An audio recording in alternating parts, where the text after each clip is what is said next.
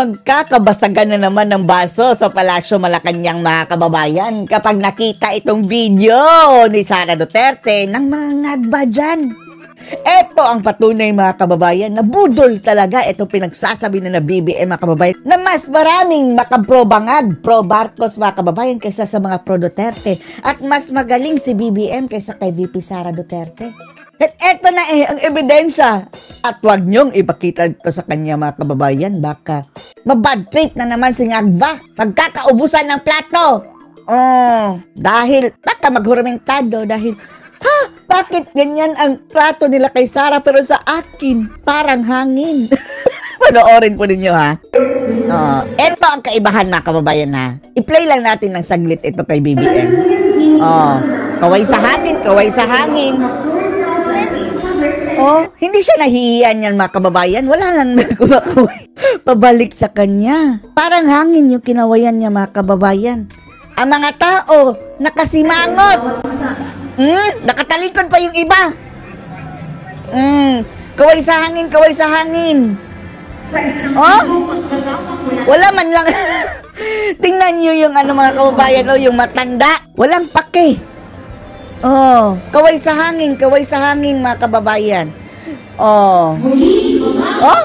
Wala man akong malakpak samantalang si Sara Duterte mga kababayan. Kawawa si BBM no. Painful to watch mga kababayan no.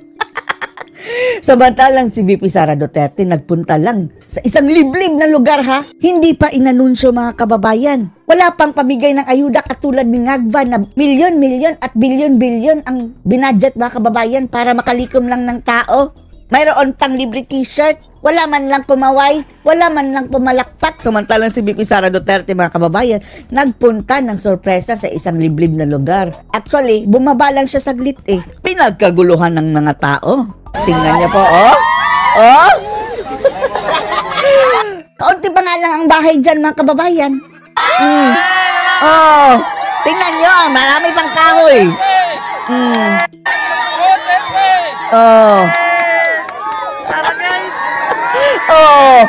Tingnan niyo, hiyawan mga kababayan. Mas maingay pa ito mga kababayan kaysa doon sa Coliseum na puno ng tao na nandun si BBM. Ito mga kababayan, yung mga nakatira lang dyan, Grabe, parang concert.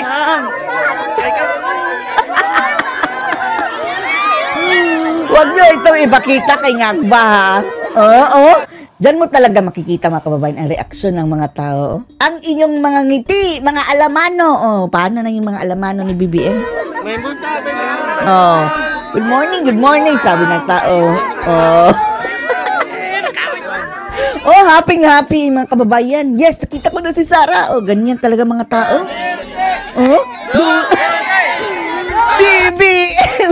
BBM, kawawa naman si Bangag. Partida pa yan mga kababayan ha. Hindi pa yan kagaya ni BBM na nabigay talaga ng uniform na bagoong Pilipinas. Nagpaayuda pa mga kababayan para kunwari galing sa kanyang pera. Galing para sa inyo ito. Si Sara Duterte mga kababayan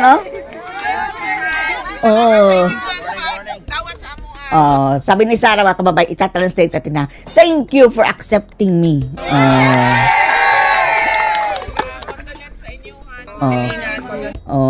Ang pinuntahan pala niyan mga kababayan ay yung isang sundalo, pulis ata sundalo na nakipag-enkwentro sa mga rebeldeng NPA mga kababayan. Binisita ni VP Sara. Tingnan nyo, yan ang mayroong malasakit mga kababayan dito sa ating mga pulis at mga army, AFP. Ginawa ba yan ni Bangag since? Hindi tayo nakikita mga kababayan na bumisita yan si BBM sa mga mga men in uniform mga kababayan na napaslang ng mga NPA.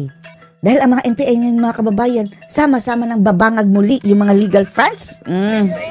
Yes, ma'am. Salamat ko sa inyo padayon nga suporta sa... Thank you for... Nagpapasalamat daw siya sa continued support mga kababayan. Sa Office of the Vice President. Sa Vice President. Siyempre, ang inyong suporta sa trabaho sa mga sundalo. At inyong support daw, nagpapasalamat daw si VP Sara sa suporta ninyo sa mga sundalo. Kagaya niyan na nasawi sa bakbakan laban sa mga NPA mga kababayan. Si BBM pumunta ba? Walang pake. Walang pakti dyan mga kababayan. Ang mga pulis para sa kalinaw sa ato ang mga lugar. Yes, ma'am. Salamat sa suporta sa mga pulis, sa AFP, para ma-maintain ang peace sa ating bansa. Palakpakan ng mga tao. Kumusta sa inyo nga si former President Digong Rudy Duterte? Kinukumusta daw kayo ni PRRD? Nangumusta siya sa inyo ha? Nagatuyok siya karon, nangampanya siya sa iyahang mga Naglilibot si PRRD ngayon. Kinakampanya ang kanya mga kandidato. senators. Yes, ma'am. Senators. Sabi ng mga tao, yes ma'am, we will support all the way. Paano na yung bagoong Pilipinas? Ibasura nyo! Salamat kasi ang dalan nga yung gihimo dinis amo akaron ma'am kay dalan ma'am siya jud Nagpasalamat ang tao mga kababayan dahil pinasemento daw ni PRRD panahon ni Tatay Digong. Sa katagal-tagal ng panahon mga kababayan, lubak-lubak ang daan na iyan. Pero pinasemento daw ni Tatay Digong noong 2016 mga kababayan, yung panahon ni Dating Pangulong Duterte. Nagpasalamat ang tao dahil si Tatay Digong lang ang nagbigay sa kanila ng magandang daanan.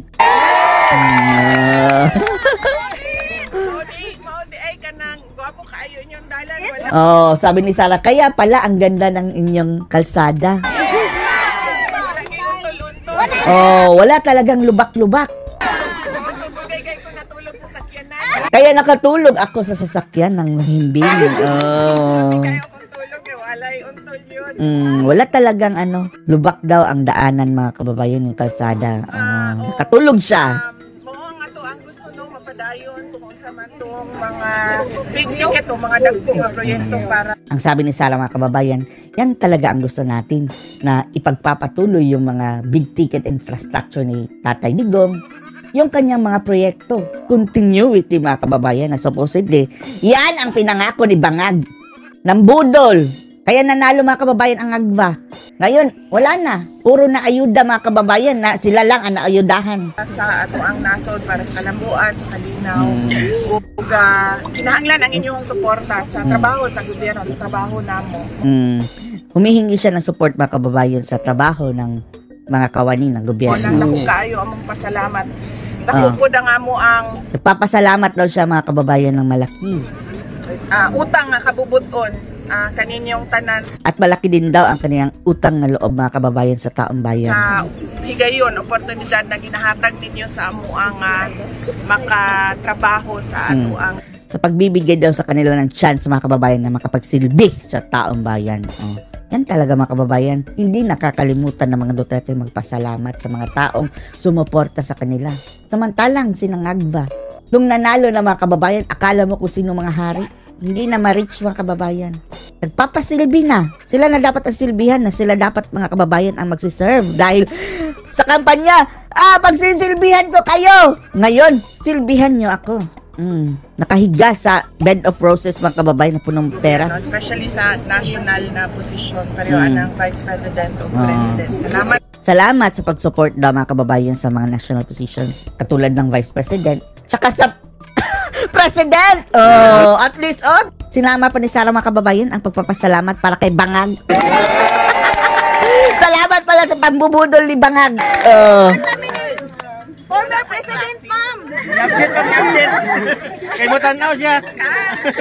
Nagpicture yung bata mga kababayan. Nagpost si Sarah. Kay balo na kamo basa?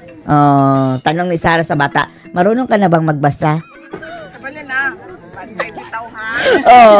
Marunong ka na. Tingnan natin na. Sabay nakasulat din ni. I-check natin. Anong nakasulat dito? Popcorn. BBM ngag-ngag.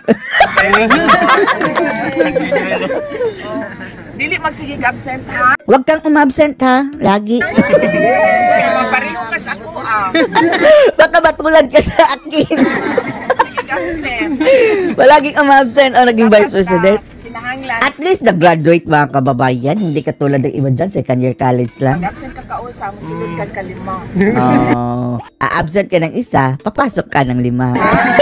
Anak, dapat hindi pwede 5 ang absent, isa lang ang sulod. Hindi pwedeng 5 ang absent, isa lang ang pasok. Mo tanaw siya ni ma'am, mo tanaw siya ni ma'am, mo nang absent siya. May pasok pala ngayon mga kababayan. Nag-absent siya ngayon. Dahil gustong makita si Sarah. Pwede mo absent basta kausan lang. Pwede umabsent. Isang beses lang. Okay? Salamat. Namoy ka. Salamat ha. Thank you, VP. Lahat pasasalamat mga kababayan ang natanggap ni Sarah. Samantalang kung si BBM ang pumunta. Si Mangot lahat mga kababayan. Thank you kaayo sa inyong suporta. Naghahatag siya Thank you very much sa inyong support. kusog sa amo tungod kay Binibigyan kami ng lakas dahil sa inyong suporta. Dahil andyan amo kayo. ang kiliran sa amo ang likod. Andyan kayo sa aming side at sa aming likod. Usahay ka mo pa mag-una. Minsan, nasa harapan pa kayo. Kayo ang nauuna. Salamat Sa laban! Kasama ang bayan. Mag-picture ta. Picture! Oh, wow! Oh. Si mga kababayan, samantalang ang bangag. Ang bangag. Oh.